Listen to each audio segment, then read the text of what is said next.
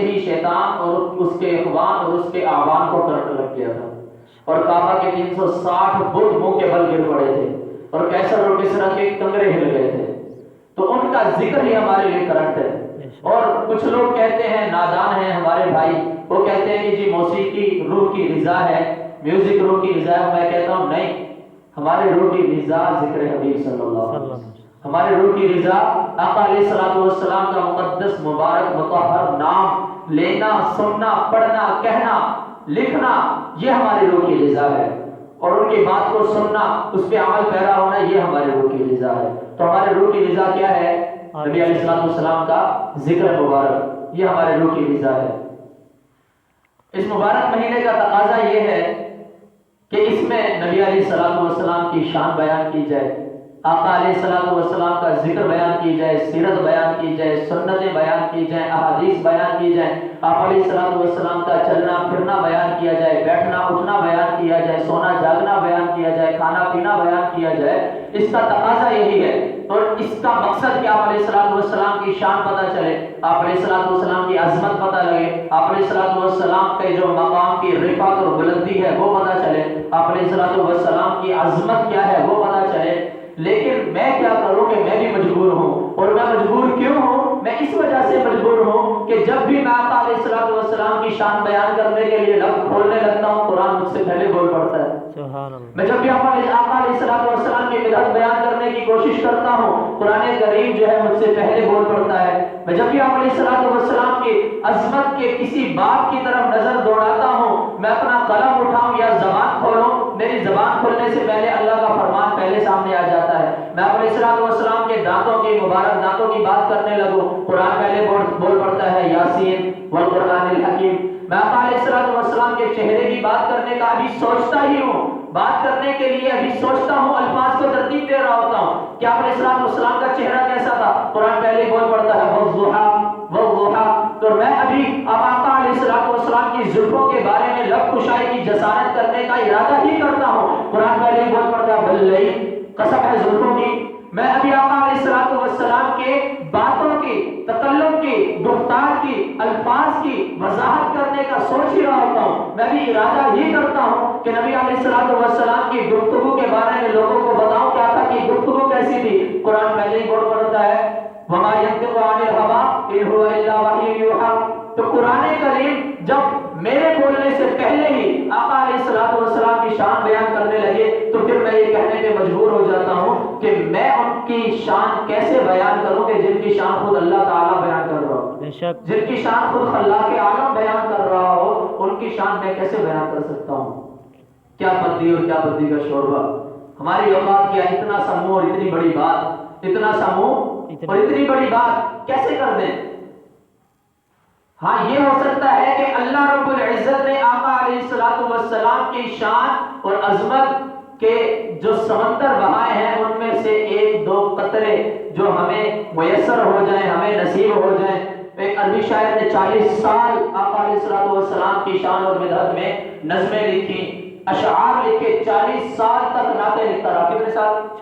40 سال تک آقا علیہ السلام کی شان اور مدحت بیان کرتا رہا، مدحت بیان کرتا رہا، 40 سال گزر گئے، عمر کا آخری پڑاؤ آ گیا، تھکنے لگا، نظر کمزور ہو گئی، ہاتھ کانپنے لگے، یہ حالت ہو گئی، آخری وقت ہے، آخری وقت میں پھر اس نے کچھ اشعار لکھے، آخری وقت میں پھر اس نے کچھ اشعار لکھے، اور اشعار ایسے ہیں کہ بڑا عجیب ہی عشق کا انداز ہے۔ وہ لکھتا ہے، کسی اردو شاعر نے اس کے اشعار کا ترجمہ کیا، وہی آپ کو سنا دیتا ہوں کہ تھکی ہے فکر رسا اور مدح باقی ہے، کہ میری جو سوچ کی انتہا تھی آقا علیہ السلام کی عظمت کے جو مقام ہیں ان تک پہنچنے کی جو سوچ تھی اس کی رسائی تھک گئی ہے، ابھی مدح باقی ہے، مدح نہیں پوری ہوئی، قلم ہے آملہ پا اور مدح باقی ہے، میرا قلم تھک گیا ہے، ایک قلم دوسرا تیسرا چوتھا، 40 سال تک کتنے قلم بدل چکا ہوں، قلم ختم ہو جاتے ہیں، ٹوٹ جاتے ہیں، تھک جاتے ہیں، مدح پھر بھی باقی رہتی ہے۔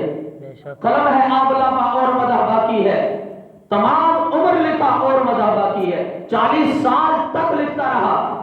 آقا علیہ السلام کے سیرت کے کن کن پہلوؤں پہ اس نے لکھا ہوگا, کن کن آقا کی گفتار پہ کیسے لکھا ہوگا, آقا کے کردار پہ کیسے لکھا ہوگا, ذات پہ کیسے لکھا ہوگا, بات پہ کیسے لکھا ہوگا, معاشرت و معاملات پہ کیسے لکھا ہوگا, مدحت پہ کیسے لکھا ہوگا, عظمت پہ کیسے لکھا ہوگا, رفعت پہ کیسے لکھا ہوگا, مقام اور درجات پہ کیسے لکھا ہوگا. تو کہتا ہے تمام عمر لکھا اور مدح باقی ہے, تمام عمر لکھتا رہا ہوں, لیکن آقا علیہ السلام کی شان ہے کہ ابھی بھی باقی ہے.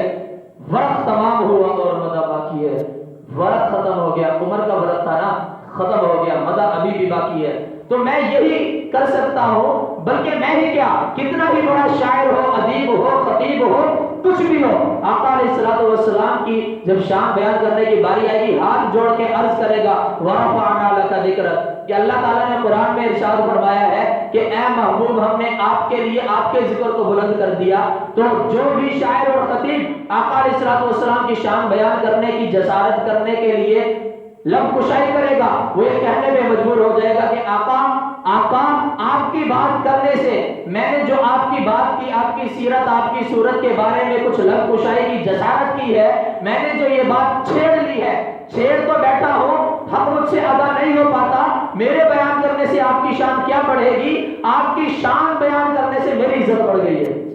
آقا آپ کا ذکر ایسا ہے کہ آپ کا ذکر کرنے سے میرے ذکر میں اضافہ ہو گیا. آپ کی شان ایسی ہے کہ آپ کی شان بیان کرنے سے میری شان بڑھ جاتی ہے, اور آپ کی محبت ایسی ہے کہ جتنی بیان کرتا جاتا ہوں بڑھتی جاتی ہے, ختم ہی نہیں ہوتی.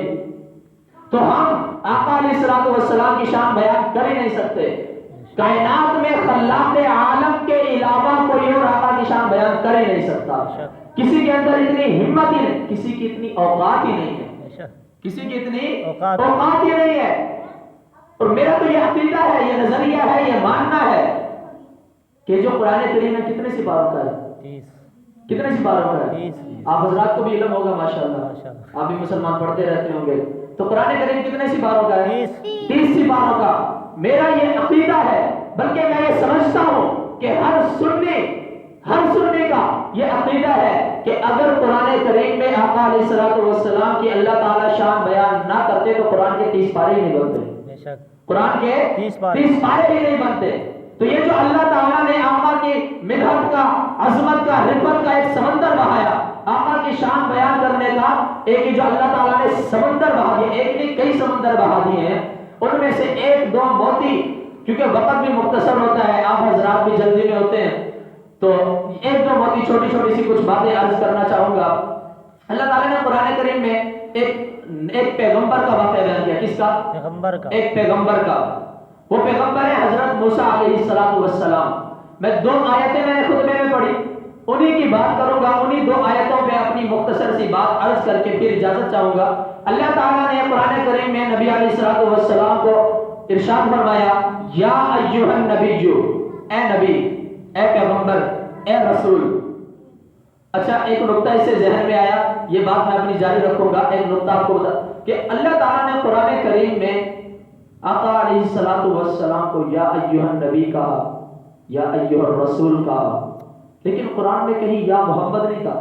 بے شک, سبحان اللہ. جیسا پکار کے نام لے کے کہتے ہیں نا, یا محمد, او محمد, اپنے کسی چھوٹے بھائی کو بلاتے ہیں, کسی کو بھی بلائیں, تو اللہ تعالیٰ نے بھی قرآن کریم میں یہ لفظ استعمال نہ کر کے یہ بتا دیا کہ یہ بے ادبی ہو سکتی ہے. ادب نہیں. بے شک.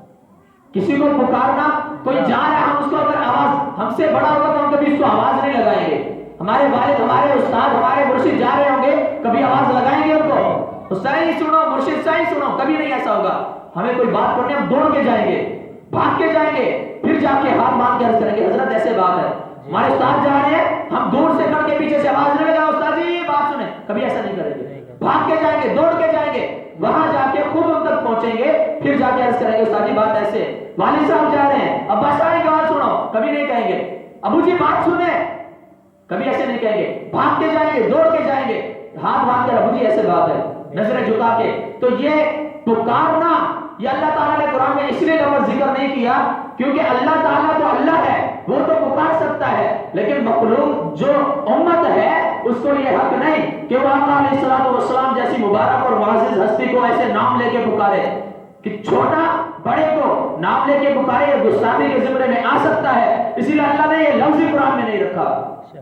تو میں عرض کر رہا تھا کہ اللہ تعالیٰ نے قرآن میں نبی علیہ الصلوۃ والسلام کو ارشاد فرمایا یا ایھا النبی انا ارسلناک شاہدا ومبشرا ونذیرا، کہ اے نبی، اے محبوب پیغمبر، اے رسول، ہم نے آپ کو گواہ بنا کے، کیا بنا کے؟ گواہ بنا کے۔ اب مجھے یہ بتائیں، گواہ جو ہوتا ہے سب سے مضبوط گواہی اسی گواہ کی ہوتی ہے کہ جو آنکھوں سے جس نے واقعہ دیکھا ہو، اسے عینی گواہ کہتے ہیں۔ عدالت میں جب گواہ پیش کیے جائیں تو سب سے مضبوط گواہی اس گواہ کی ہوتی ہے جو آنکھوں دیکھا بیان کرتا ہے کہ جی میں نے خود دیکھا ہے، فلاں ایسے کر رہا تھا، میں نے خود دیکھا ہے، فلاں اس کام میں ملوث تھا۔ سب سے مضبوط گواہی اس کی ہوتی ہے۔ اب اس بات کے اوپر، اس لفظ کے اوپر چھوٹی سی بات عرض کرتا ہوں۔ حضرت آدم علیہ السلام دنیا میں تشریف لے کے آئے، اللہ نے ان کو بھیجا۔ آدم علیہ السلام نے کیا بتایا؟ اللہ ایک ہے، اس کے علاوہ کوئی عبادت کے لائق نہیں، اس کے علاوہ کوئی رکوع سجود کے لائق نہیں، اس کے علاوہ کوئی اس لائق نہیں کہ تم اس کے نام پہ قربانیاں کرو، اس کے علاوہ کوئی اس لائق نہیں کہ تمہارا یہ سر اس کے آگے زمین پہ رکھا جائے جھکے، اس کے علاوہ کوئی اس لائق نہیں کہ اس کو رزاق کہا جائے، اس کو خالق کہا جائے، اس کو مالک کہا جائے، اس کو کسی اور ایسی صفات سے متصف کیا جائے، وہ صرف ایک ہی ذات ہے۔ آدم علیہ السلام آئے، انہوں نے یہی بتایا لا الہ الا اللہ۔ کیا بتایا؟ لا الہ۔ پڑھ لے، ثواب بھی ملے گا، گناہ نہیں ملے گا، لا الہ الا اللہ، انشاءاللہ گناہ نہیں ملے گا۔ کیا کہا آدم علیہ السلام نے؟ کیا بتایا؟ لا الہ الا اللہ۔ حضرت آدم کے بعد ان کے بیٹے نبی بنے شیس علیہ السلام، انہوں نے بتایا لا الہ الا اللہ، کہ اللہ کے علاوہ کوئی معبود نہیں۔ ان کے بعد پھر اور نبی آتے رہے، ادریس علیہ السلام آئے تو انہوں نے بتایا کہ لا الہ الا اللہ، اللہ کے علاوہ کوئی معبود نہیں ہے۔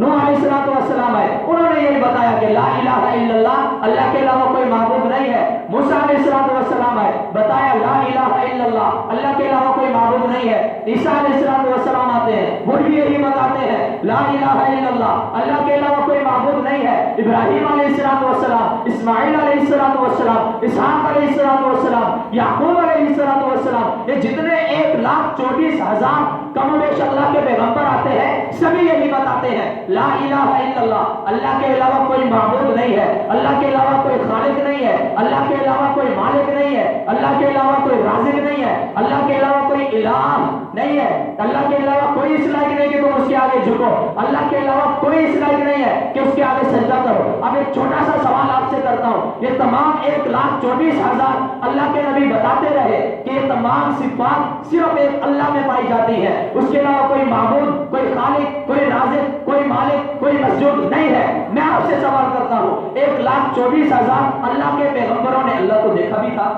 نہیں۔ اللہ کو دیکھا تھا؟ نہیں۔ اللہ کو دیکھا تھا؟ نہیں دیکھا۔ 1,24,000 اللہ کے نبیوں نے اللہ کو نہیں دیکھا، ان کو اللہ نے اپنا پیغمبر بنا کے بھیجا، اپنا قاصد بنا کے بھیجا، اپنا رسول ضرور بنا کے بھیجا۔ ان کی شان کائنات کے تمام عام انسانوں سے افضل اور اعلیٰ اور برتر ہے، یہ ہم مسلمانوں کا عقیدہ ہے۔ اس کے باوجود 1,24,000 اللہ کے پیغمبروں نے اللہ کے الہ ہونے کی گواہی تو دی، دیکھا نہیں۔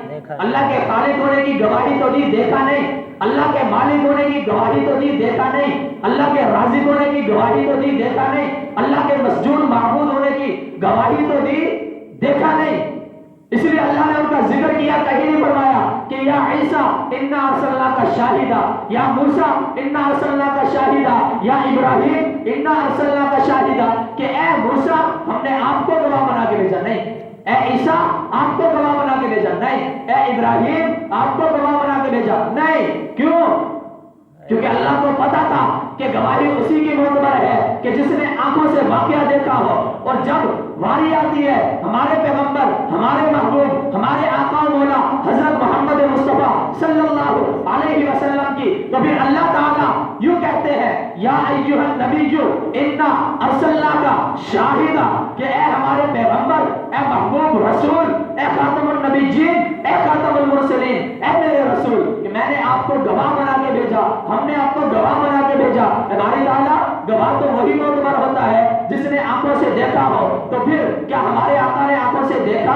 اللہ نے کہا ہاں ہاں کیوں نہیں، میں بلاؤں گا، میں معراج کراؤں گا، میں اپنی زیارت کراؤں گا، پھر میں قرآن میں بتاؤں گا فکانا قاب قوسین او ادنیٰ، کہ میرے پیغمبر نے مجھے ایسے के दरमियान में कोई पर्दा नहीं। अब सबसे मोहतबर गवाही किसकी हुई? आका अलैहिस्सलाम की। सबसे मोहतबर गवाह कौन हुआ?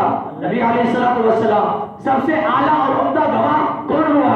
हमारे नबी सल्लल्लाहु अलैहि वसल्लम। तो फिर अब नबी अलैहिस्सलाम आके बताते हैं, और लोगों सुनो ला इलाहा इल्लल्लाह, लोगों सुनो ला इलाहा इल्लल्लाह, अल्लाह के अलावा कोई माबूद नहीं, कोई इबादत के लायक नहीं, कोई राज़िक नहीं है, कोई खालिक नहीं है। आका आप कैसे कहते हैं? तो आका अलैहिस्सलाम ने खुद फरमाया, भाई मैं देख के आया हूँ, सुभान अल्लाह, मैं अपनी आंखों से देख के आया हूँ, अल्लाह को देखा है कि उसके अलावा कोई माबूद नहीं, उसके अलावा कोई इलाह नहीं, उसके अलावा कोई राज़िक नहीं। क्यों? मैं खुद देख के आया हूँ। बेशक तमाम नबियों ने आके बताया कि जो नेक अमाल करेगा, अल्लाह के अहकामात में चलेगा, मेरा कहा मानेगा, अल्लाह की उतारी हुई वही में चलेगा, उसके लिए जन्नत है। क्या है? जन्नत है। उन नबियों ने जन्नत को देखा नहीं।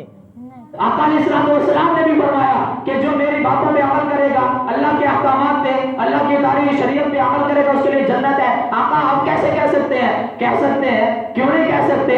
हाँ, क्यों नहीं कह सकते? मेराज में देख के आए, मेराज में देख के आए, खुद बताया। तो फलां इतना बड़ा मोतियों का महल है, और ये उस शख्स के लिए है जिसे दुनिया फारूक आज़म कहती है। सुभान अल्लाह। आका आप कैसे कह सकते हैं? कहा मैं देख के आया हूँ, मैं जन्नत में देख के आया हूँ। गवाह है तो ऐनी शाहिद है, ऐनी गवाह है, आंखों से देख के बता रहा, मैं जाए वारदात में, जाए मक्का में मौजूद था। ए अली, तेरा जो महल है मेरे महल के बिल्कुल सामने होगा। आका आप कैसे कह सकते हैं? मैं देख के आया हूँ, मैं देख के आया हूँ। गवाही सबसे ज्यादा मोतबर किसकी? जो देख के आया। किसी और पैगंबर को ये रुतबा मिला नहीं, मिल भी नहीं सकता, क्योंकि शाहिद अल्लाह ने किसको बना के भेजा? अल्लाह। आका अलैहिस्सलाम को, आका अलैहिस्सलाम को शाहिद बना के भेजा। और सिर्फ यही नहीं, इसी से एक बात जोड़ना चाहता हूँ, एक बात इसी गुफ्तगू से जोड़ना चाहता हूँ। अल्लाह ताला ने कुरान करीम में भी आका अलैहिस्सलाम का मेराज का जिक्र किया और खुद बताया कि या अय्युहन नबिय्यु इन्ना अर्सलनाका शाहिदा, कि आप मेरे माबूद होने की गवाही दे रहे हैं क्योंकि आप देख के आए हैं, आप मेरे मस्जूद होने की गवाही दे रहे हैं क्योंकि आप देख के आए हैं, आप मेरे खालिक मालिक राज़िक होने की गवाही दे रहे हैं क्योंकि आप देख के आए हैं, आप जन्नत की गवाही दे रहे हैं क्योंकि आप देख के आए हैं, आप जहन्नम की गवाही दे रहे हैं क्योंकि आपने अपनी आंखों से देखा है। तो फिर ऐ मेरे महबूब, वल्लज़ीना मअहू अशिद्दाउ अलल कुफ़ारी रुहमाउ बैनहुम तराहुम, ऐ मेरे महबूब जो आपके साथ है, जो कुफ़ार पे सख्त है, जो आपस में रहम दिल है, जिनके आपस में प्यार मोहब्बत है, तराहुम, आप उनको देखेंगे, आप उनको देखेंगे। क्या देखेंगे? रुका, कि वो रुकू करते हैं।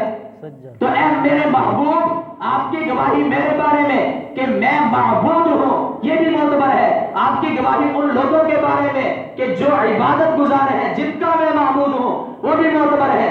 आप ये बता रहे हैं कि मैं मालिक हूँ क्योंकि आपने देखा है, तो ये गवाही मोतबर है।